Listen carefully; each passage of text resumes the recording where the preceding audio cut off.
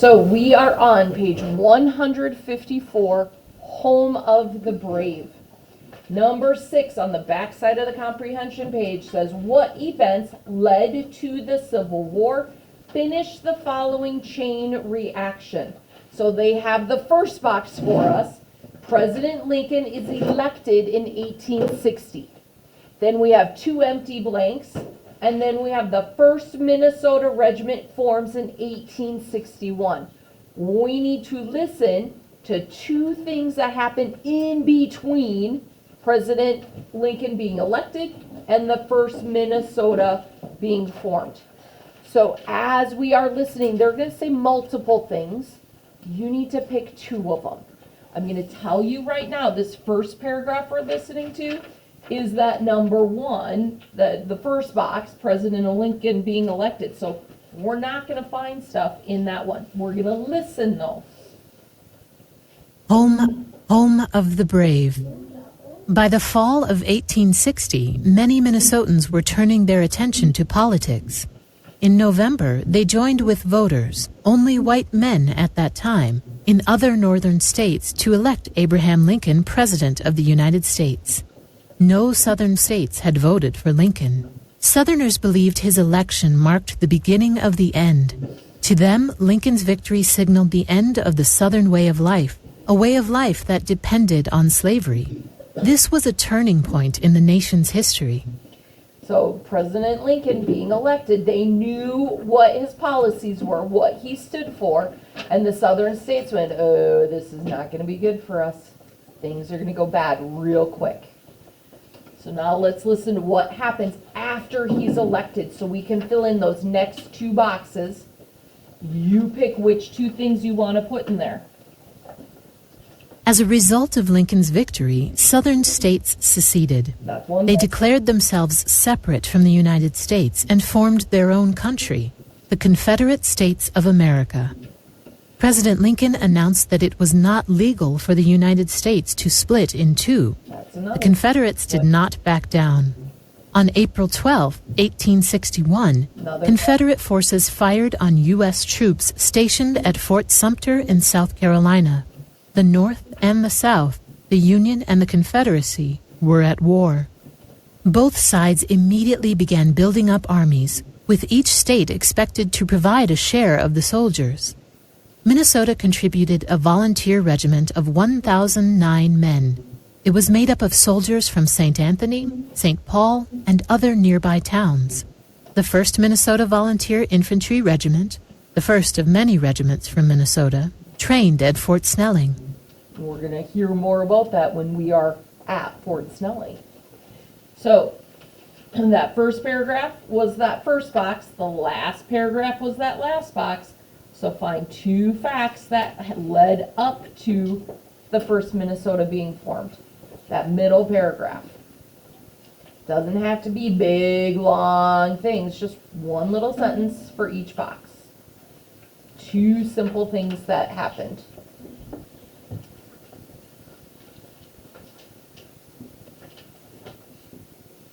Here we can see a picture of the 1st Regiment, 1st Minnesota. Actually, this is the 8th Minnesota Regiment. Sorry. So the 1st Minnesota formed. This is already the 8th one because there were more than one regiment that was sent over the time of the war. 1st Minnesota was the first one that was sent.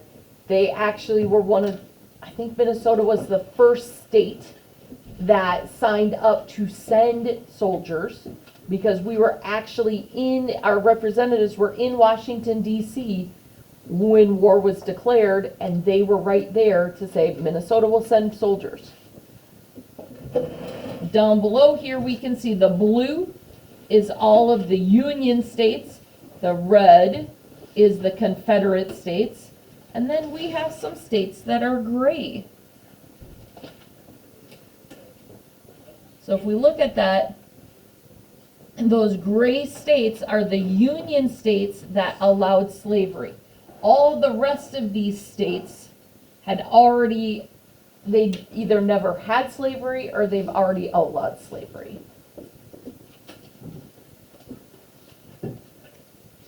Now we're going to learn about Charlie Goddard. We're going to hear more about him when we go to Fort Snelling in May.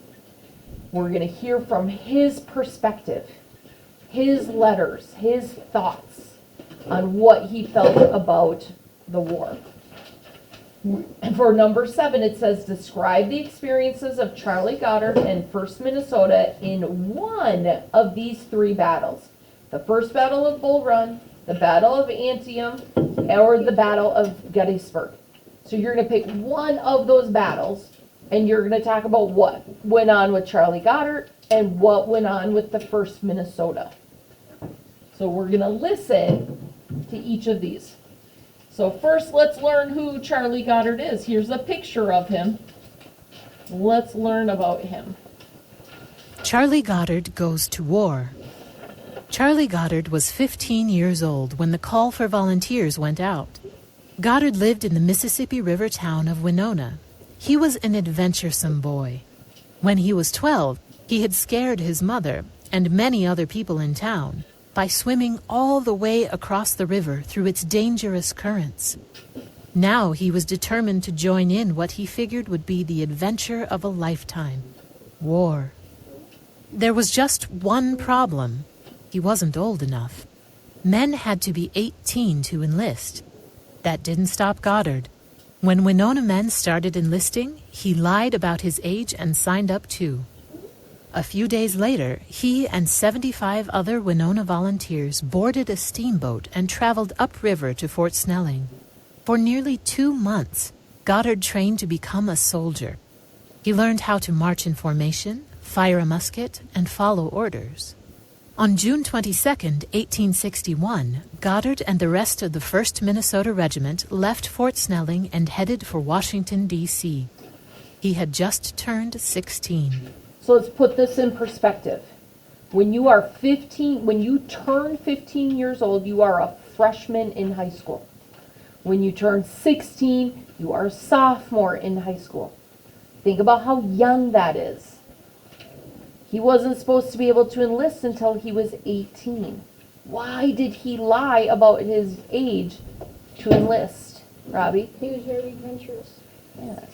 He thought war would be the greatest adventure. So he's got this idea in his head, oh my goodness, this is going to be amazing. War is going to be so great. It's this big adventure. Because when you read books, or in today's time we watch movies, we play video games, we see it in one way. It's not reality.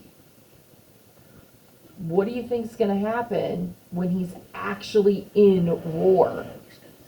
Harper? It's probably going to be like really scared. It's going to be very scary.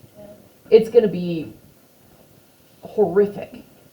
He's going to see people die in front of his eyes, his friends. He's going to see all of that blood. He's going to see all of the goriness. And he's going to be terrified for his own life. He's seeing other people die. And he easily could be one of those that's going to die. I heard Rocco whisper, he's probably going to die. That's war. You don't think about it when you're watching a movie, when you're playing that video game. But when you are in the reality of it, it is not a fun adventure. Adeline? He probably wished that he would have stayed home. He might wish that he wasn't there, that he'd listened to his mom and not enlisted. Let's hear what happens when he is 16 years old. Charlie at 16. Goddard started writing to his mother, Catherine Goddard, as soon as he reached Washington, D.C. In an early letter, he admitted that he was looking forward to his first taste of battle. The truth of it is, he wrote, I would like to be in a little more danger where I could have a chance at some secession soldiers and finish up the job and go home to old Winona. Goddard didn't know better. He didn't yet realize how terrifying and bloody war could be. So he's saying, let me at him, right? Those secession soldiers, they want to leave our country. They want to make their own country. I'm going to show them. I'm going to show them how wrong they are. He doesn't get it, the reality that he's going to be a part of. Here is a picture of soldiers' provisions. This is a picture of, it's a surgeon's kit. It includes needles, knives, and a bone saw. Why would they need a saw? Nolan? Yeah. They have to amputate somebody right there on the battlefield. Otherwise, they are going to bleed out and die because of their wounds. That's pretty gruesome.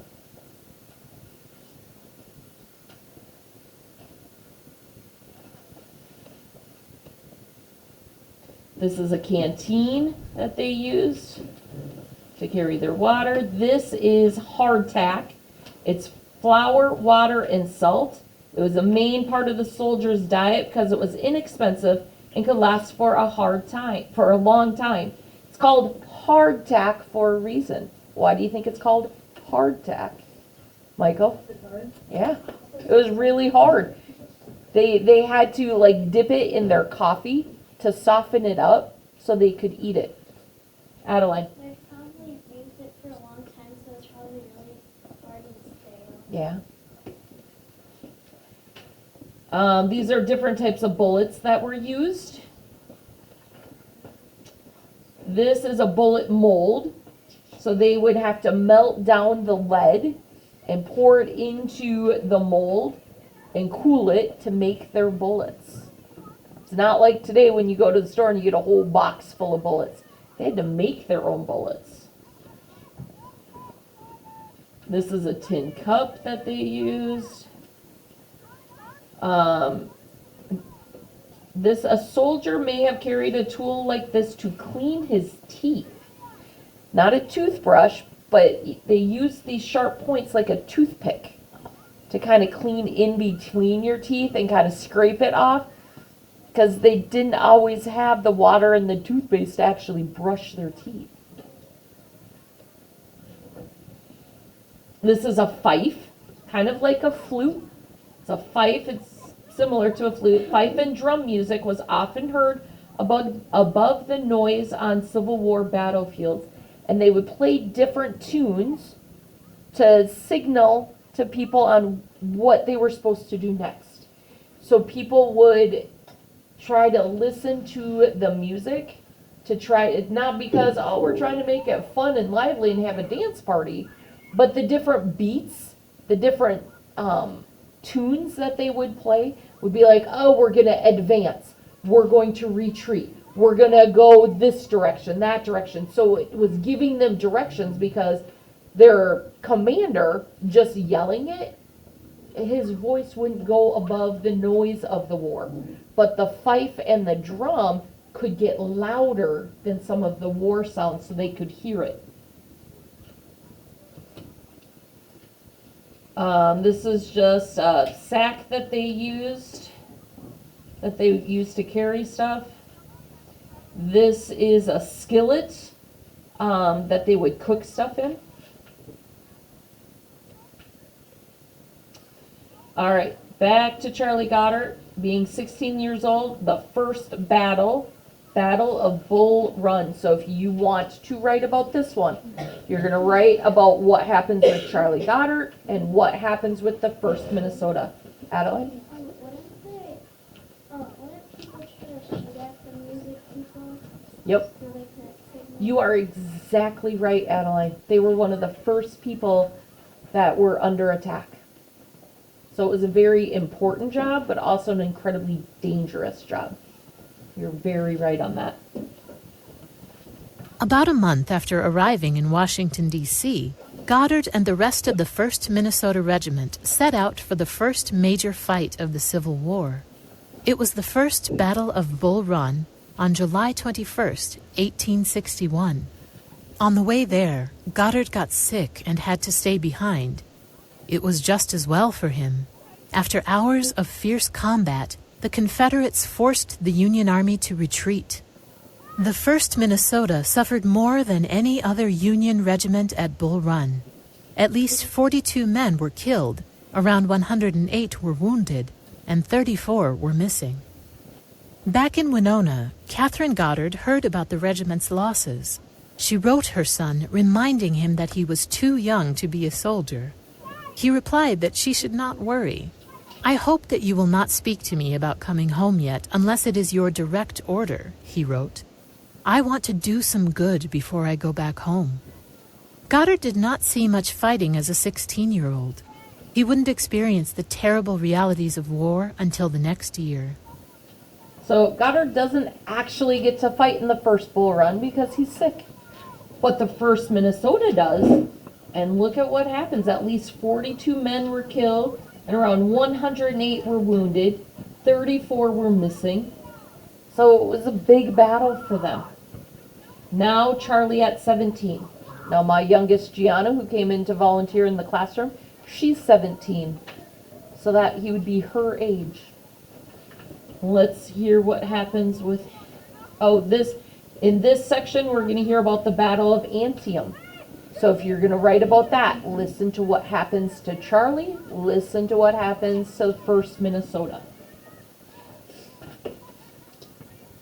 Charlie at 17. That fall, the Confederate Army invaded the North. The Union forces rushed to turn back the Confederates. The two sides met near Antietam Creek in Maryland. September 17, 1862, turned out to be the bloodiest day in the nation's history. 26,000 men were killed or wounded. "If the horrors of war cannot be seen on this battlefield," wrote Goddard, "they can't be seen anywhere." Goddard survived at the Battle of Antietam, but some of his friends did not. Among the dead was William Smith, a 26-year-old corporal from Winona. Goddard broke the news in a letter to his mother. All right. Oh, it's not letting me. Oh, here we go. Let's do this. I enclose a lock of Corporal William Smith's hair, which I wish you would please give to his mother. Tell her that he fought bravely for the Stars and Stripes. His remains will be seen to by the boys of our company.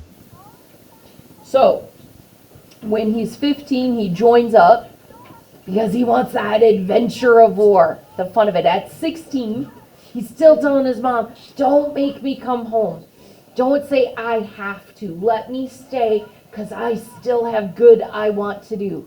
Now at 17, is he still feeling gung-ho about the war? No, why not? What happened at Antietam? Madeline?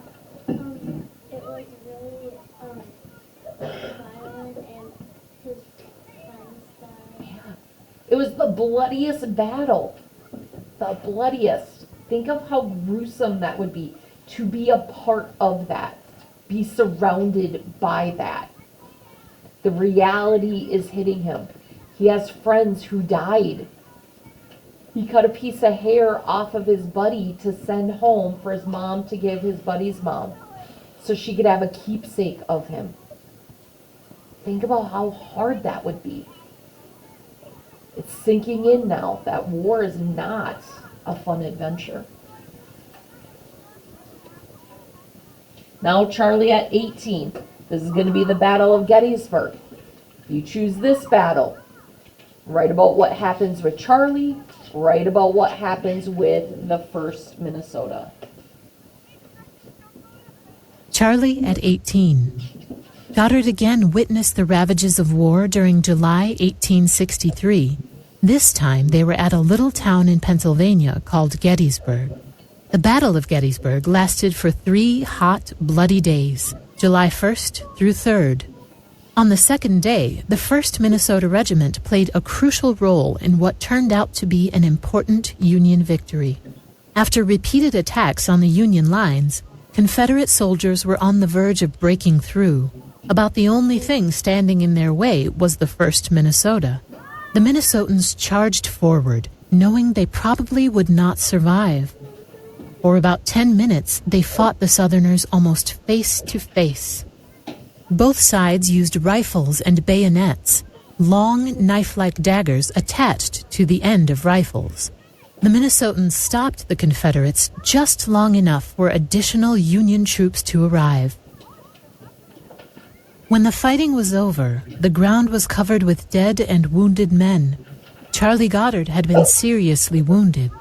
He was shot in the leg and shoulder, but he lived. From his hospital bed, he wrote a letter to his mother that only hinted at the horrors he saw. It told about the Winona soldiers who had been killed or wounded at Gettysburg. Why do you think he only hinted at the horrors? Harper? He still didn't test me with him.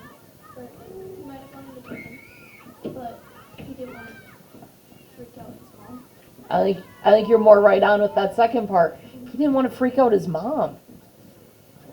As a mom myself, I would not do well with Mateo writing me a letter telling me about how horrifying it was, whatever he was experiencing. It would make me feel horrible as a mom. I just want to protect my kids. I want to make sure they're safe. That's the mom's job. We love our kids and we want to make sure you are as safe as can be. And if my child's telling me all of the horrors that he's witnessing, oof, that would be really hard for me. Adeline. He probably didn't want to, like, be really, really worried Yeah. and, like, terrified right now. Yeah, because as a mom, I would be. I would be so horrified and worried and just I wouldn't be able to sleep at night until he was home safe and sound. So what happens at the Battle of Gettysburg? What big thing happens with the 1st Minnesota? Nolan. They charged into the Southerners' lines. Yeah.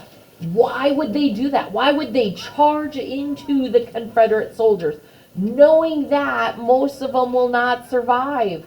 Why are they going to do that?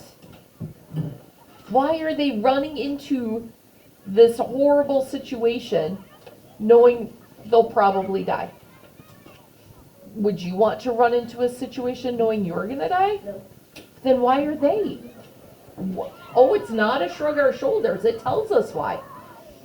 So look at that paragraph again. Why did they do that, James? They wanted to go to their country. More than that. Nolan. To break their lines. To break the Confederate lines. The Confederate Army they're overwhelming them, right? They are going to overtake and win the Battle of Gettysburg. And the 1st Minnesota says we have to hold them off until what happens? Robbie? Until, like, other U.S. soldiers can get there. Yeah, until their backup can get there. They need to hold back the Confederate soldiers for 10 minutes until the more Union soldiers can come and they can be a battle that we can now win. So for 10 minutes they gave it their all. And they're fighting for their lives, right? They're using bayonets. They're fighting hand to hand right in front of them. They are fighting for their life to keep the Confederate soldiers from advancing. If they had retreated, said, oh, no, thank you. I don't want to die today. The Confederate Army would have won this battle. And this was a major battle in the Civil War. But because the U.S., the 1st Minnesota, said, no, we are going to stand our ground. We will hold them back for 10 minutes, which we think 10 minutes, that's not that long. But when you're fighting for your life, every second counts. So think about how many seconds there are in 10 minutes. It probably seemed to them like it was 10 hours, not 10 minutes, as they're battling for their life. And a lot of them lost their lives. Let's listen to the letter that he sent to his mom. Division Hospital near Gettysburg, Pennsylvania, July 4th, 1863. Dear Mother, we have engaged the enemy again, but this time in a free country, and our company as well as the regiment has suffered very much. Eli and myself are both wounded. Eli through the side and myself through the leg and shoulder. I do not know where Eli is this morning. I think not very dangerous.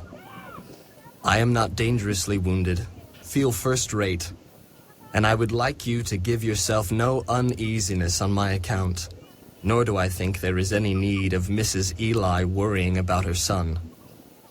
I have not seen him, for I am not able to help myself on account of my leg, or I would have gone to his assistance. He was fetched off the field and brought to the hospital where I was, and then the hospital was moved again, and I have not seen him since. Captain J. Purium is wounded badly. Sergeant Marvin, Corporal Keeley, Durfee, Eaton Hansen Bear, Einfeld, and Sergeant Carpenter slightly. Killed. Corporal L.P. Gore, Private Taylor, Geisritter, Smith, Winters, Voss. These I know of. Many more I don't know. Colonel, Lieutenant Colonel, Major, and Adjutant are all wounded out of our regiment. Well, Mother, goodbye. Don't be so foolish as to come down here and worry about me, for I'm getting along fine. Don't let anybody see this letter. But if they want to know if their friends are wounded, you can tell them. The chaplain will make out an official report, and then the people of Minnesota will know the true story. C. E. Goddard. So he writes his mom, letting mom know, I'm okay. Don't worry about me. I'm gonna be okay. But he's also telling her about his friends that he know are wounded or died. The ones that he knows are wounded or died. He's in the hospital. He doesn't know all of them. Those are just the ones that he knows. Principal Mallory, please come to the office.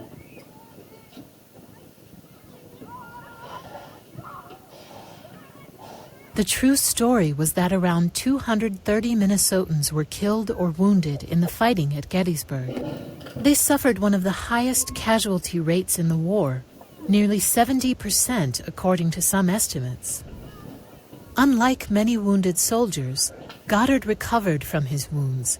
He returned to his company and fought in several more battles. In February 1864, he and the surviving members of the 1st Minnesota Regiment headed home because their term of enlistment had ended, though the war would continue for another year. Goddard returned to Winona. He died just 4 years later after a brief illness at age 23. The 1st Minnesota was one of 22 Minnesota units that served during the 4 years of the Civil War. In all, the state sent about 25,000 men, European Americans, African Americans, Ojibwe, and people of mixed racial heritage, to fight the South. More than 600 were killed in battle. 3 times that number died in crowded army camps and in prison camps, where disease spread quickly. So they sent, in total, 25,000 men. 600 died in battle. 1,800 died after the battle because of diseases that spread through their camps or hospitals. So that's 2,400. So if they have 2,400 died out of 25,000, that's 10% of all the men from Minnesota that went to battle did not come home. How horrifying is that? All right, land of the free. What was the Emancipation Proclamation? That's the definition. So you can write the definition. But the second part of the question, how did it change the goals of war? These are your Friday afternoon announcements. So you I can have write the a principal here to definition help us out and with then a few listen of to them. So how the listen up. goals changed. No boys choir today. In athletic news, 7th grade girls basketball won against 6th grade girls basketball 20-15. Oh, that would have been a good game to see. St. Vincent's versus Won St. against Vincent. Legacy 41-23. and finally we have an announcement about the Catholic United Financial Raffle. We did meet our goal. Congratulations, Yay! students. We thank you so much for turning in those raffle tickets and for selling them. Thank you for all your hard work. Here are our top sellers. In 5th place, Malia Mitchell sold 40 tickets. In 4th place, Finley and Mason Trader sold 40 tickets. So I guess that's a kind of a two-way tie. In 3rd place, Addie Marsh sold 43 tickets. In 2nd place, Grayson, Jameson, and Tegan Schultz sold 47 tickets. And finally, in 1st place, the Fisher family sold 115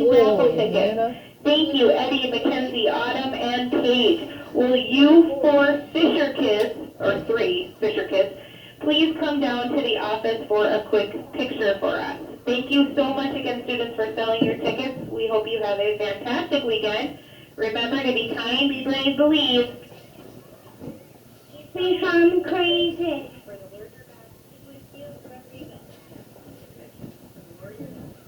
For the Lord your God is with you wherever you go. Have a great weekend. So, Miss Addie, was that you that got third place?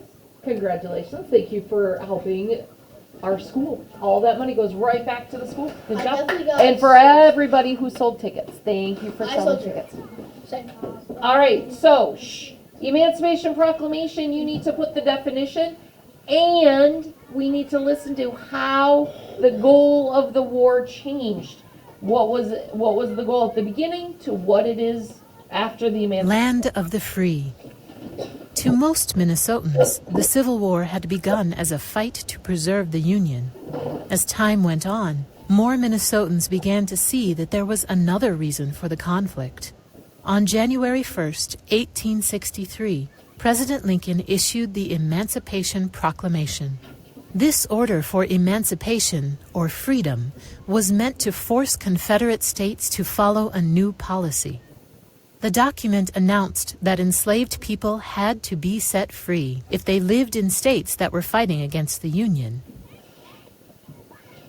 So now, how does the goal of the war change? Suddenly, the soldiers of the North were fighting not just to hold the United States together, but also to free those enslaved. Charlie Goddard, for one, was happy to fight for this cause. "I am for dislodging any officer who does not give the President's proclamation his entire support," he wrote. What about the people back home, though? 2 years earlier, some Minnesotans had responded angrily to the freeing of Eliza Winston. How would they react when African Americans who were no longer enslaved began arriving in the state?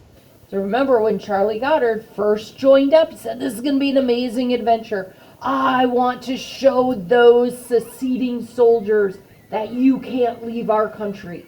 I'm going to show them." He wasn't saying, "Oh, I'm going to free the slaves." That wasn't what he said in the beginning. Now, after the Emancipation Proclamation, he said, "Yeah, that's a good thing to fight for. Not just to keep our country together, to make sure no states are leaving it to form their own country, but yeah, we should stop slavery." But like we saw with Eliza Winston, some people are against slavery. Some people are saying, "Hey, wait a minute. Well, hold on. This is going to affect us." Remember that mob that attacked the Gray's house trying to make Eliza go back to the Christmases? There are people who are not going to be happy about this. Our next section is Journey to Freedom. I'm going to give a little brief summary of this paragraph because we're running out of time. So, Robert Hickman was born in Missouri as a slave, and he makes it up to Minnesota where he would be free with a bunch of his friends.